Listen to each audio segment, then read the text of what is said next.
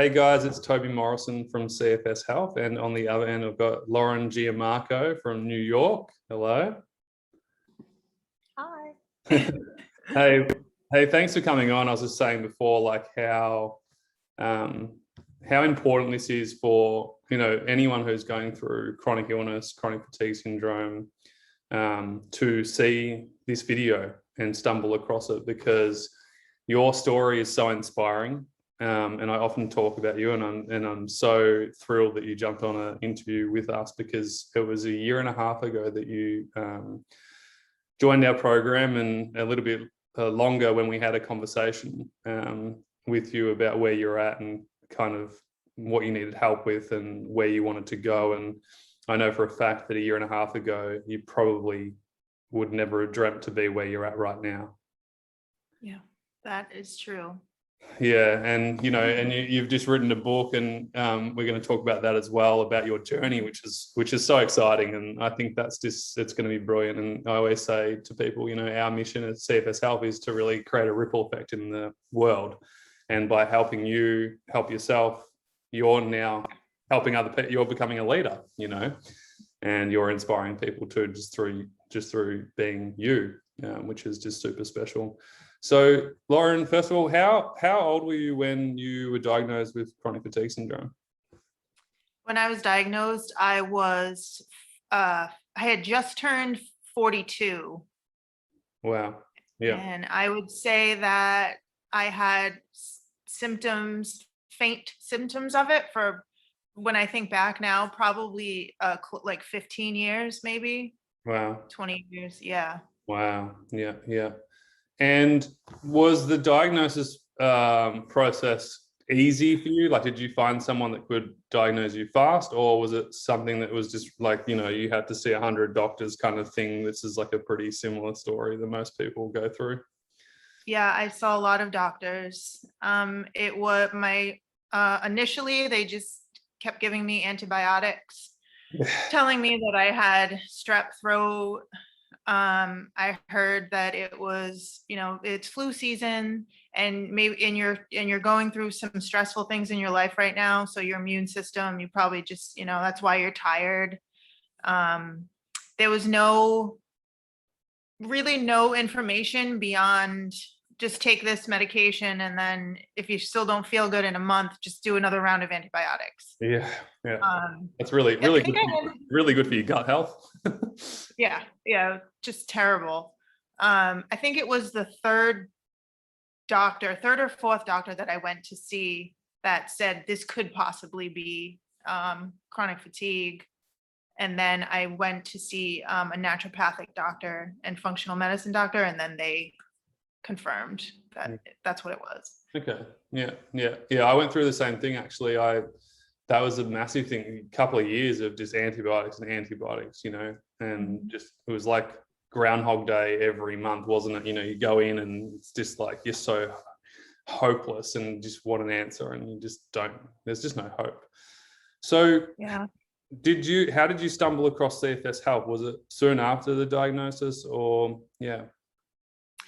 I had an instinct from doing my own research that it was chronic fatigue syndrome. And I think when I was told that that's what it was, I immediately started like Googling recovery stories, because I didn't want the doom and gloom, because I was being told that by my general practitioner, primary care doctor, that it was something I would have for the rest of my life, which I refused to believe. So the first thing I did was just Google recovery stories, and I came across you on YouTube. And then that's how I found out about the program. And then I just reached out, and I knew, like, I just got this vibe from you that you were so genuine about it, and you had experienced it yourself. And I just felt this sense of support from you before even joining the program. And it was just all instinct. Wow. Did you join, like, when you found us, like, how long did you wait until you reached out? It was pretty quick, wasn't it? It was like a couple of weeks or something. Yeah, I would say within a week. Wow. Yeah. So the type of person you're an action taker. Like most people don't know, but you ran your own business, and you do now, and like you're very driven. You're a very driven person, and so I'm not surprised that the first thing you did was, rather than researching the illness, you're like researching success. What does success look like? It's just who you are, which is really cool. Yeah. Because a lot of people, they take years to join our program, or they take years to get any kind of help. They hesitate, and they basically don't know what to do, but they stay in analyst paralysis, over analyzing and just not making a decision and doing it now, basically. And I remember our call, because every single member has an initial call with us, and you were just like, I just want to start getting healthy. Like, I just want to, and at that time, you were struggling quite a lot. What were some of the things that you were struggling with? Oh boy. At that time, I was exhausted, like that, wired but tired. So unable to sleep through the night, but so physically exhausted. When I would sleep, it would be for sometimes like 16 to 18 hours. Yes. I was working still, but at that point I had told my employer that I needed to work from home. So I wasn't able to go into the office. I wasn't able to make my bed, cook for myself, had trouble. There was stairs in the house I was living in, had trouble walking up the stairs. I needed my parents to help me with just basic chores. I was operating probably at about 20-25%. Yeah, like a 2 out of 10 kind of feeling, 2.5. Yeah, for sure. When I think back, yeah. Yeah, you were, and because we have everyone fills out a form just so we can see where each individual's at before they start. And I think I remember yours was like a 2.5 or 3 out of 10 at the time, which was probably about right. Some people get it wrong; they think they're better than they are, or like they think they're a 6, but they're still at home and they don't do anything. It's like you're more like a 2 or a 3, Yeah. So. What, before you joined the program, like what were kind of the feelings? You knew that you weren't going to give up. You were like, I'm not believing just that that doctor's one opinion, because we see this all the time. Was there any other crazy things that was said to you? Like we've heard some ridiculous ones in the past. I was told to get my tonsils taken out, and then I wouldn't get the tonsil infections anymore. But they didn't realize that I was just having this heightened immune response for a host of other reasons. I'm glad I didn't do that, because what else? I think the biggest thing was being told you're going to have this for the rest of your life and you're not going to get better. And here's some pain medication. That was the craziest thing. There was no are you hydrating? What's your stress level like? Are you working on your sleep? There was no questions around wellness or well-being. It was just the symptoms were being looked at, and nothing beyond that, which every time I talk about this, it like blows my mind. That I just wish what I knew now, I just wish I, knew then, but I'm glad I listened to my instincts, because I knew that what I was being told was wrong. I'm so glad you knew that, though. Yeah. Because it's when you're feeling so low and flat, and then most people kind of look to doctors for all the answers. And some of them are brilliant. It's not to mock doctors in general. We have, we have Dr. Olivia in our program. She's amazing. Yeah. She's fabulous. Yeah. And also it's like you said, it's like, stop focusing on symptoms and start focusing on wellness. Yeah. And everything changes. And I remember our call, and I said to you, because you're like, your sleep was all over the place, it's huge swings between either sleeping heaps or just total insomnia. And I was Yeah. like, well, that's okay. Like, we can fix that. It's just going to take a bit of time to implement it. And, once we get you a good routine structure and figure out your baseline and start moving forwards, you're going to do a hell of a lot better. What was it like when you joined the program? Because you were just all in straight away. Like, there was no hesitation. I remember you just joined up straight away. What was it like when you entered the program? So I didn't realize that the journey that it took me on, it completely changed my life. So there's the physical aspect of it. Yeah. So I'm learning how to sleep and go slow. And you were encouraging us to actually move, not just lie down all day, but kind of listen to our body and all of these things. Yeah, exactly. You gotta find the right amount. You can't do too much, but you definitely can't do too little. And so that's why Right. that baseline brings you back to the core, the center of what's right for you. Yeah, continue. This is good. This is great. Yeah. So once that baseline information clicked in terms of the physical aspects of recovery, I'll admit it took me a bit. Mm-hmm. But once I got that's when I started to see improvement. But then there was this other piece of it, which is the mind and body connection. So all of the work that we do with Gemma and even with you,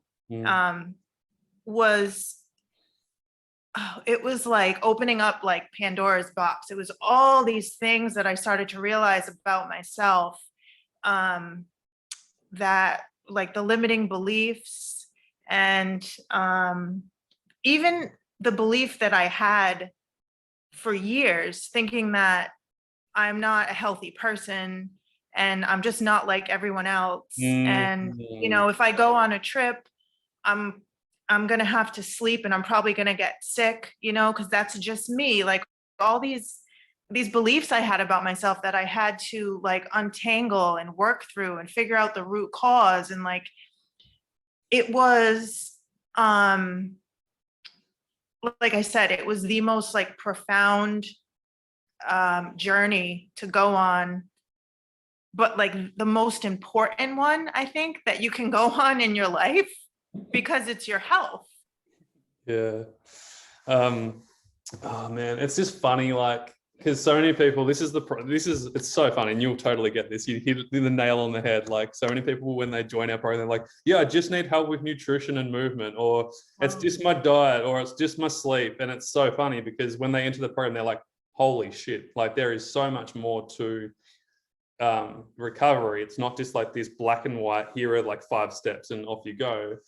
And when you get the holistic approach, and that's why I always say holistic approach, because it's different to everyone. And like, you needed the physical to start with, you needed to, and some people don't need those big breakthroughs because their life is kind of sorted on that level. But a lot of people, I'd say almost 90% of them, it's like, well, that kind of got you here in the first place. So we need to, like you said, your book is called Unbecoming.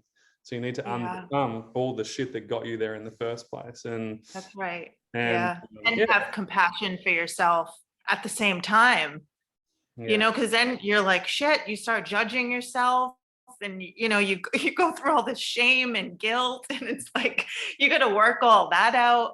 But I'm just very passionate about when I talk about this because I truly believe that if I, hadn't if I hadn't listened to my instinct, things could be different for me right now, but I had the willingness to be open to it. Yeah.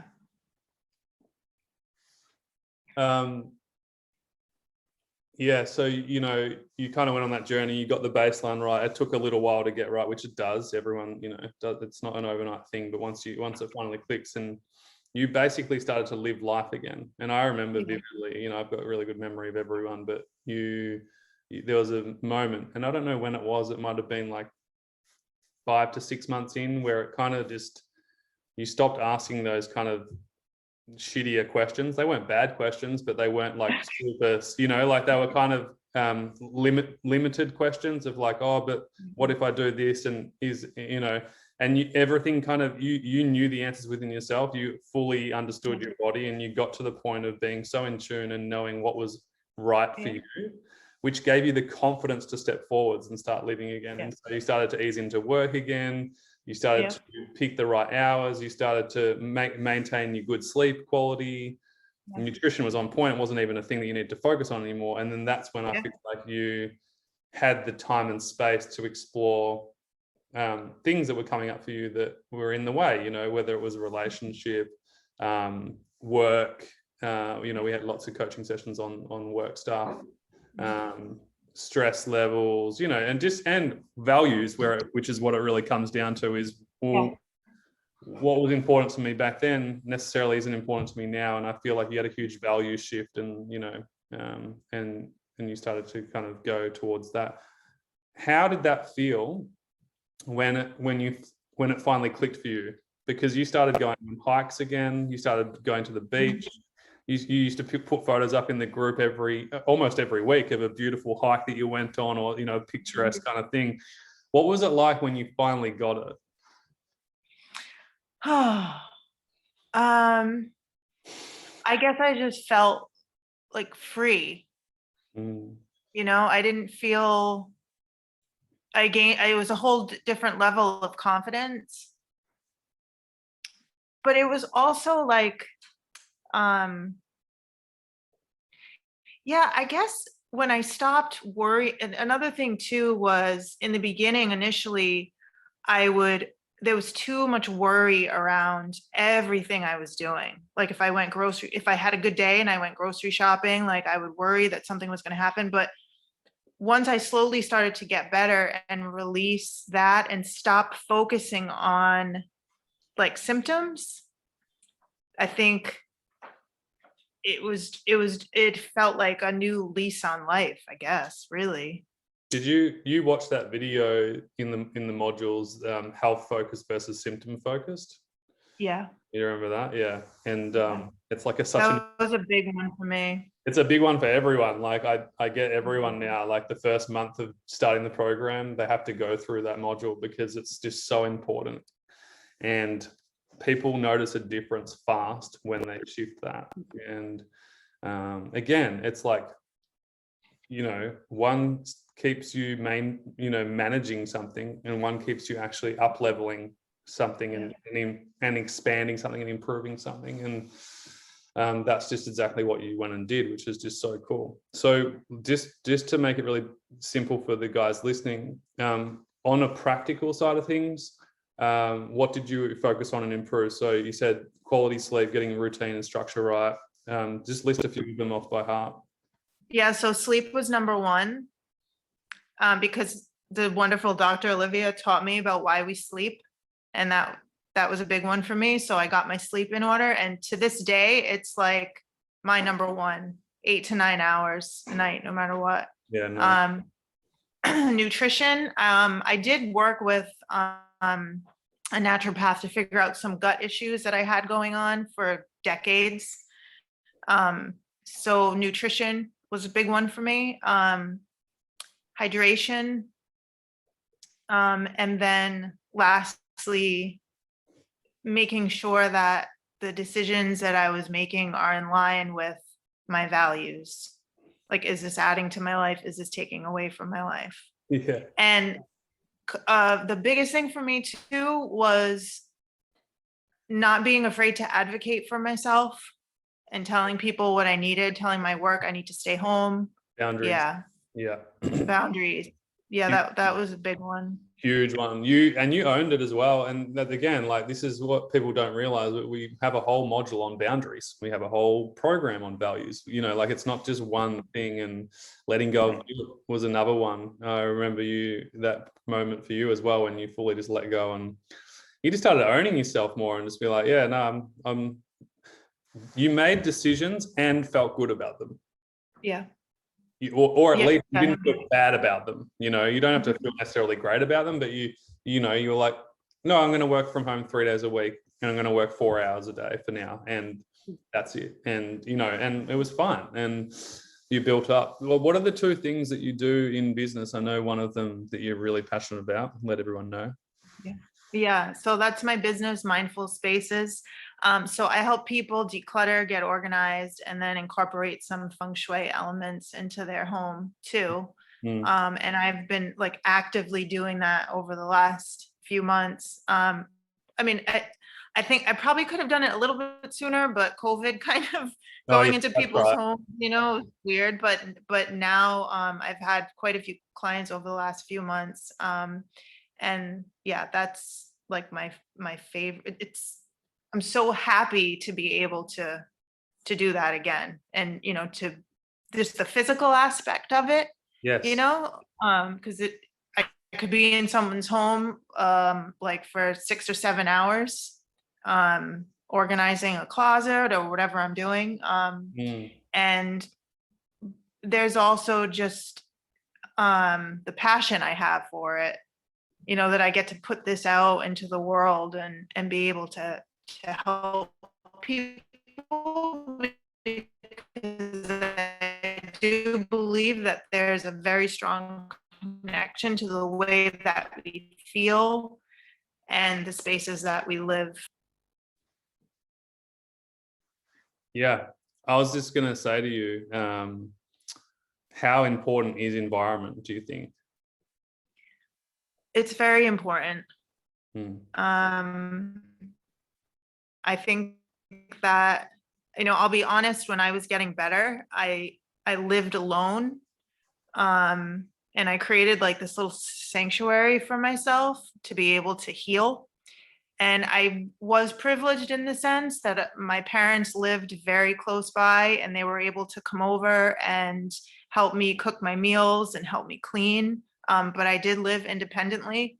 And it was great. And if you're in a situation where, you know, you do have people around you, I think it's important to set boundaries with them, to let them know what you need for your wellness and your well-being, so that you can take care of yourself and get better. And like clutter is, especially in the bedroom, the more clutter you have around you, like it interrupts your sleep for sure. You know, we might get you on for a full hour interview, just a workshop for just environment and home design, because you're so good. We spoke a while ago when I was in my office and I said, hey, is it okay to have my plants here? And you gave me all these tips and I was like, wow, like it makes kind of a lot of sense. So I'd love to get you on for a workshop for all our members on that. So we are definitely doing that because I'm a massive believer in that too. Oh, I would love that. Yeah. And can we talk about some of the wins that you had? Like we were just talking off air before and going back, I know one of your biggest wins, and I remember now, you had your first client that you had in ages to get back into this work, and you were like, shit, like this is a lot. I think it was over 2 days or 1 day, but it was a big day and it was a physical day, and you were doing a lot, but you shared it in the group as a big win, and you know you had your nutrition sorted, and you know it was a big step for you to kind of know that this is what you're actually capable of doing. Even though it was hard, it was new, but it was doable. And so what were some of the wins you mentioned before early on? It was like, well, one of my wins was that I could cook a meal for myself. Cook a meal for myself. That was, I mean, and like thinking back on it now, it's like that was such a big win for me when it happened, and like being able to shower without taking a nap. And I even remember the first day that I blow dried my hair and like straightened it, and I wasn't exhausted. It was like so exciting. And then when I did have that client, so that was in December. I decorated her home for the holidays because I do some decorating. And she had reached out to me, and at that time I was still like hesitant if I could do it, but I was like, you know what, this is going to be fine. I'm going to be in my element. I'm going to be happy. And I went there for the day and decorated. I did have 2 people with me that were helping, but it was amazing. So I think when you take the focus away from the symptoms. If you're in that place where you are starting to get better and you put yourself in those situations where you are doing something that you love, whether it's hiking or, drawing or writing or whatever it is, it's just, it's sending messages to the brain, like more of this, and you just feel good. Yeah. And you did it appropriately, like you built up. And same thing with the hiking. You didn't go and do a stupid hike that wasn't appropriate for you. You just conditioned. Oh no, never. Exactly. This is what a lot of people are having the missing link. They don't have the right structure and the right baseline to appropriately just do what they need to do. And you did it, and you built the capacity in your body to do more. And then you also, just retrained your brain to get back into things that you love, and also honor yourself throughout that process too. So it's been pretty incredible to watch, to be honest. And then you entered into our up level program, which is lifestyle integration, and then we stopped talking about recovery. And we started, and this is the whole goal, is like, you go from recovery focus, which is very important, and there's a time and place for that, and that might last for 6 to 12 months, sometimes even a little bit longer. And then there's a point where you're doing pretty well. Everything's integrated, you know what you're doing. And then it's like, all right, time to integrate back into life. What do I want my life to look like? What do I value? What's important to me? And so you were with us. How long were you with us all up? Was it over a year? It was over a year. Yeah. Yeah. And so you were in integration for a fair while. And I remember some of the coaching calls on those, and it was just epic, because we spoke about work. We spoke about, you're a different person than you were before you got sick. Oh, yeah. And you one of the things that you spoke about was, well, how do I deal with people that are not in alignment with me anymore? Like they're all about sales, and it's a high pressure job, and they kind of bringing their stress to me. And we had a great conversation around that.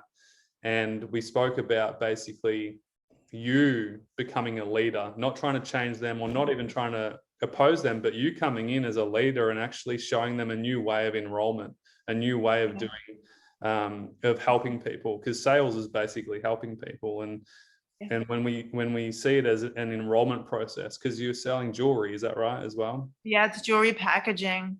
Yeah. Yeah, but quite high end as well, right? Like it's. Yeah, it's high, it's a lot of volume. It's busy. I'm, I'm coming into like over 100 emails a day. Yeah. So the mental piece of it is a lot.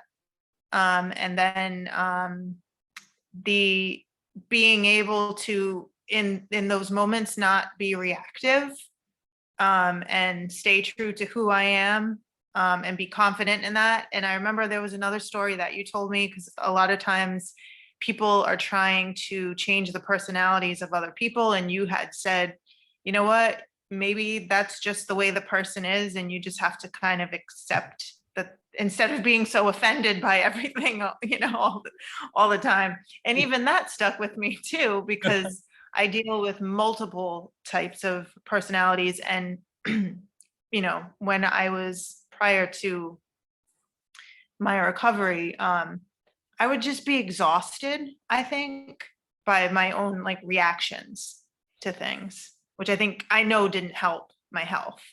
Now it's like, I know who I am. I accept who you are. Let's just move on. Let's do life. Yeah, that's so cool. Yeah, no, it was a big thing for you. And I know a lot of the other members got a lot of value from that coaching call, because they never thought about it like that. They never saw it as the way, well, wow, I can change this by just showing up, as me and doing it my way. And maybe I'll even inspire other people and turn some heads and go, wow, like that lady's doing it differently. That seems like she's enjoying it more too. Maybe I'll take a leaf out of the book. They always say that, the best way to teach someone is to do it yourself, just to lead the way.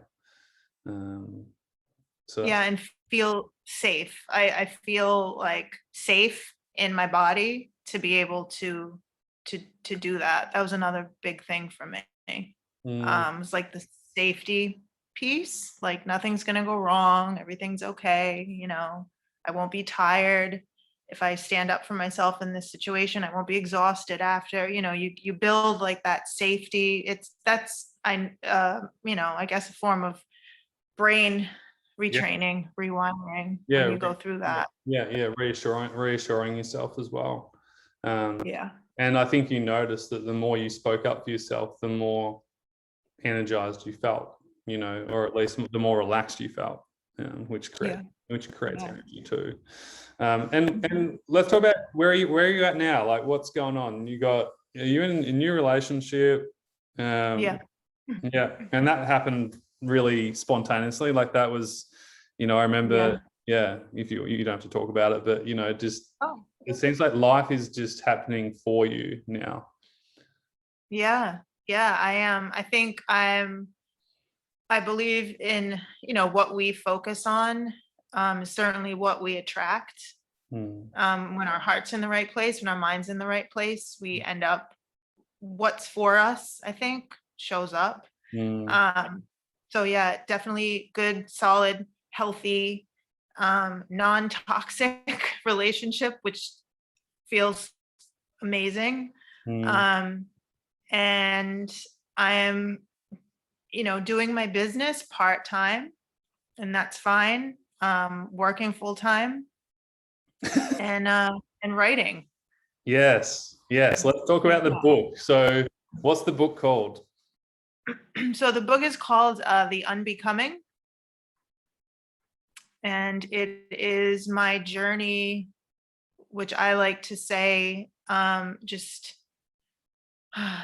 uncovering my true self, which was a process of unbecoming all of these things that I never was, to become who I truly am. Yeah, that whole journey. It's essentially written as a memoir, but it is all of the themes in the book walk the reader through all of the things that I did throughout my recovery and what that was like.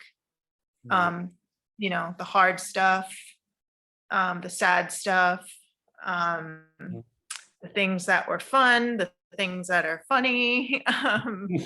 Yeah. So I hope that it inspires people when they read it, to not feel alone through this, chronic illness, because it's not something that everyone understands, because it's invisible. Yeah. Wow, it's pretty powerful to be writing a book. I remember when you got the publishing deal and you posted it. You were in the main program still, and you're like, I got a publishing deal. I'm writing a book. I started writing it when I was still sick, because I did that as a way to, because you guys were encouraging us to focus on things that we love to do. So I had been doing a lot of journaling, and I started doing that through the program. And then that turned into like these long journal entries. And I was like, I think this should be a book. Wow. Yeah. Powerful. So cool. We'll leave a link in the description for your book. I'm so keen to read it too, but I know a lot of the other members who were lucky enough to be alongside you in the journey, they're super excited to get it too. So when it comes out in December, did you say? Yep. So right now, the link will take you to the pre-sale campaign, which is essentially raising the funds to get this book out into the world. Amazing. And that will support, my whole thing is I'm writing this book for myself, but most importantly, I'm writing it to raise awareness around ME/CFS. And it's really important for me to let people know that recovery is possible. Because I know that I don't want to get emotional, but I know that they're told that it's not, and it's just so not true. And when I'm passionate about things, I am the type of person that like wants like the megaphone. It's like, this is something that you have to really believe. And I think the journey back to ourself is, I know it's so much easier to like take pain medication or just swallow this pill and you want that instant, relief. But sometimes you gotta just walk, you gotta just keep walking down that longer path to get to this like amazing end result, I went off on a tangent, but anyway, the link is to the pre-sale, and then the book will be published in December and shipped at that time, so the end of the year. Perfect time for Christmas. Yeah. And oh my God, I got shivers down my spine and I got tears in my eyes. No, it's just as important for me. Exactly what you're saying is kind of what has spurred my journey on for 17 years now. Yeah. And to see people like you go through our program and then go and take the torch and share it with more people is just, that's what this is all about, and so we're so proud to have you as a member, and someone who's been through our program and is now just taking your own unique experience and sharing that with the world to inspire more people. And ultimately that's really all that matters, is the ripple effect. It's like you said, it's like, it's important for you and me as individuals and everybody else, but there's a bigger game here, and it's just so great to see you part of it, and I really appreciate you doing it. Yeah, I think your program is so much more than just recovering from CFS. It's a lot more than that. It's becoming like the best version of yourself, really. So that's the work you're doing. So yeah, you guys. Thank you. Yeah, and that's true. I say that to everyone. This program is a life program. It's not a rehab program. It's about getting your life back, and it's just so great. 2 questions to wrap it up. The first one, what was 3. What did you love about the program the most? Was it the group coaching calls? Was it the group just being able to chat to other members? Was it the safety that came with just watching the modules at your own pace? Like, what did you love about the program? So I loved that you allow people to go at their own speed.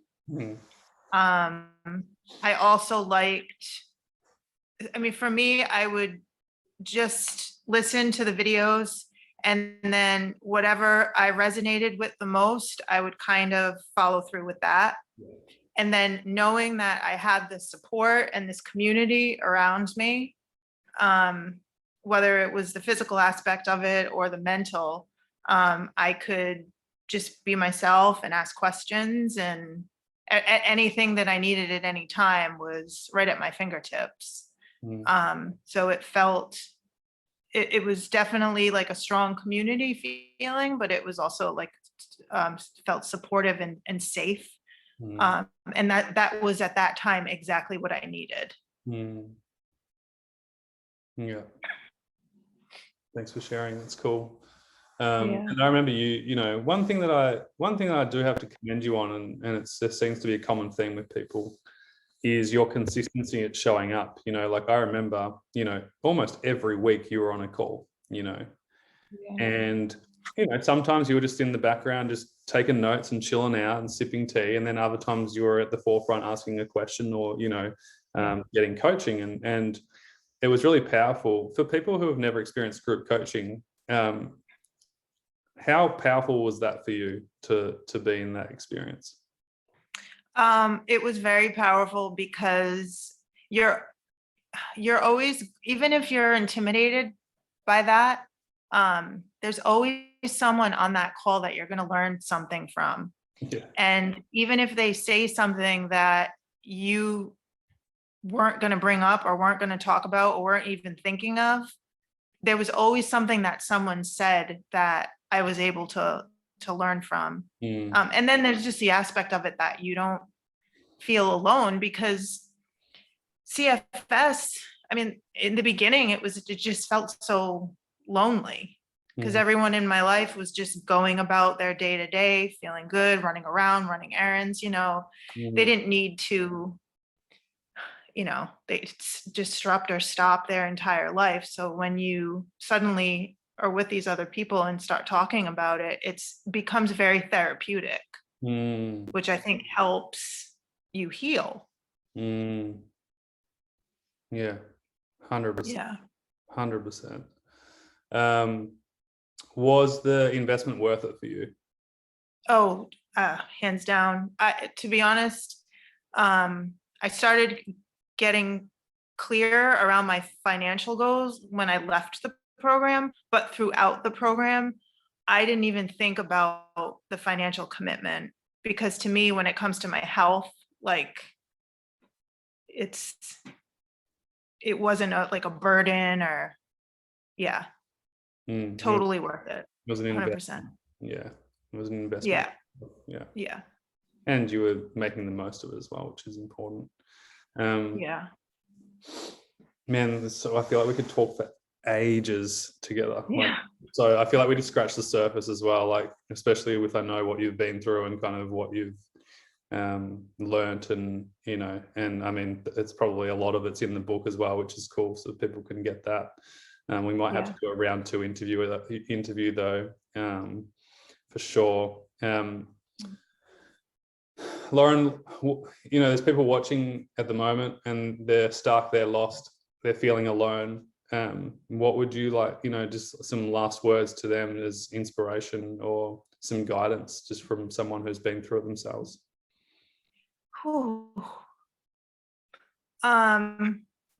Okay, without getting teary-eyed, because this is I would say I always get the most emotional when I talk to you guys about this stuff. I would say I'm going to think back to when I was in that position, and if someone had just come to me and said just to forget about everything, I kind of just, you have to clear your brain.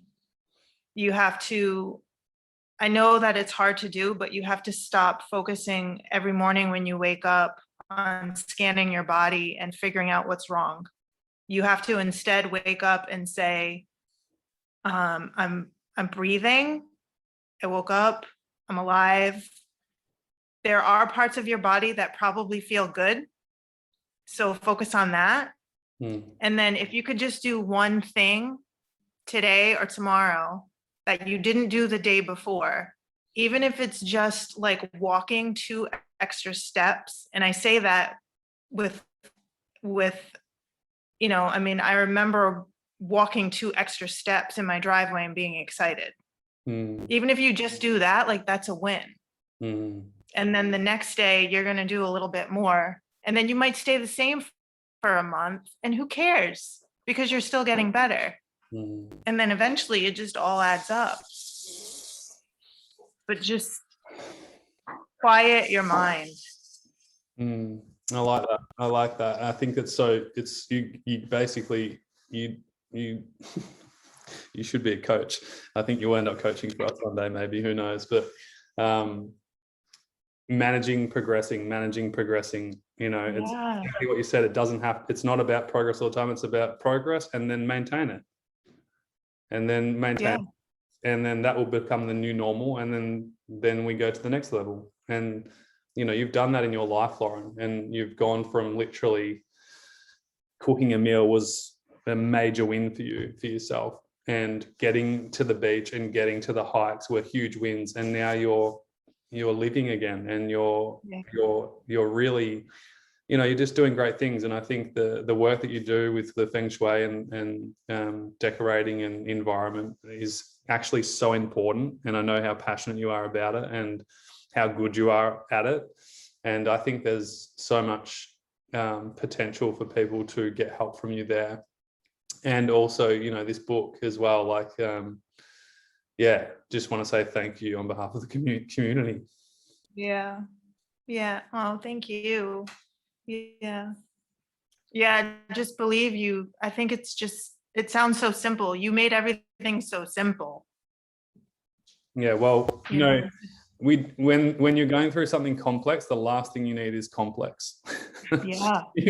Like complexity, you need simplicity, and so to break it down into practical, simple steps is really the key, because we don't need to overcomplicate it.